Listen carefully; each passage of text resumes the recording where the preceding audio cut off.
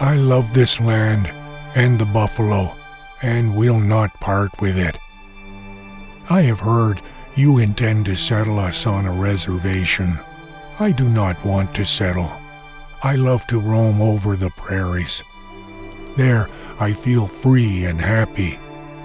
But when we settle down, we grow pale and die. A long time ago, this land belonged to our fathers. But when I go up to the river, I see camps of soldiers on its banks. These soldiers cut down my timber. They kill my buffalo.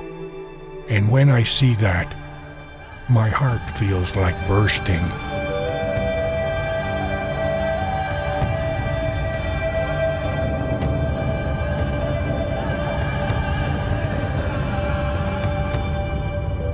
Thousands of Native American groups were once spread across this great continent. Most of these groups were driven from their lands and forced to live in new regions as American settlers moved ever westward. South of Olathe, one such group lived for a few decades until ultimately forced to move on. In 1825, the Shawnee of Missouri signed over their Missouri Territory to Superintendent of Indian Affairs William Clark, who had joined Meriwether Lewis in the greatest land survey of the American West 2 decades before. In exchange for giving up their Missouri homes, the Native Americans gained 2,500 square miles in an area just west of the Missouri border in what would later become the Kansas Territory in 1854. The Missouri Shawnee moved to their new home and were joined there later by Ohio and Indiana Shawnee. As part of the effort to convert the newly arrived Shawnee to Christianity, the Reverend Thomas Johnson formed the Shawnee Methodist Mission in what would later be Turner, Kansas, in 1830, then moving to what is now the city of Fairway 9 years later. The Native American children would be educated in schools and taught a trade.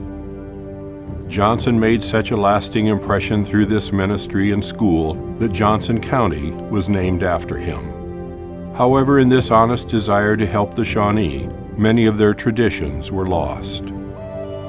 Further southeast, the Black Bob Band of the Shawnees had occupied 33,000 acres in the Olathe and Stanley area. They arrived to the area from eastern Missouri against their wishes after the 1825 deal with William Clark. They were led by Chief Black Bob. This band of Shawnee fished in Tomahawk and Blue Creeks. They hunted the game animals that roamed the area that is now southeast Olathe and Johnson County. They had broken away from other Shawnee who lived near Thomas Johnson's mission because Black Bob insisted that his people retain their tribal traditions and keep their land in common, as they had done for centuries, rather than adopting the white man's ways, though their simple and peaceful existence would not last for long. Despite the Reverend Johnson and other white settlers living in peace with Native Americans, the mid-19th century was a turbulent time for the Shawnee living in Kansas, as they found themselves living between pro-slavery and free state forces during the 1850s Border War and later the American Civil War. Some of Black Bob's group and other members of the Shawnee tribe that remained in the Kansas City area fought bravely for the Union Army, earning the name Loyal Shawnee. However, the government, for which they had bled and died for, was not so loyal in return. As some Shawnee fled the area due to the conflict, more and more settlers would stake claims to their land and build homes.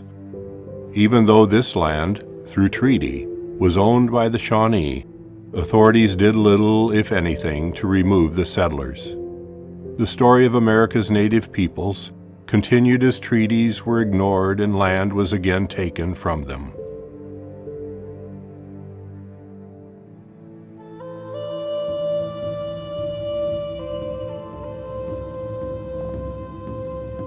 They made us many promises, more than I can remember, but they never kept but one.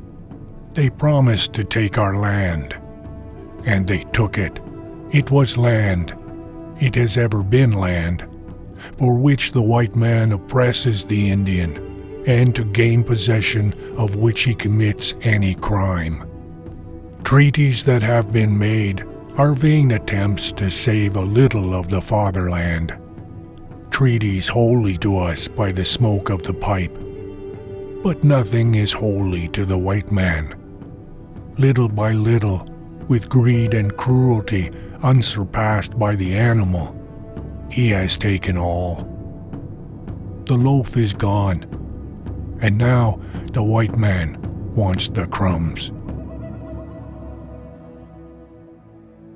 After the death of Chief Black Bob in 1864, some members of his band decided they wanted to sell their land to speculators, while others refused to do so and petitioned the government to let them remain. All petitions were denied.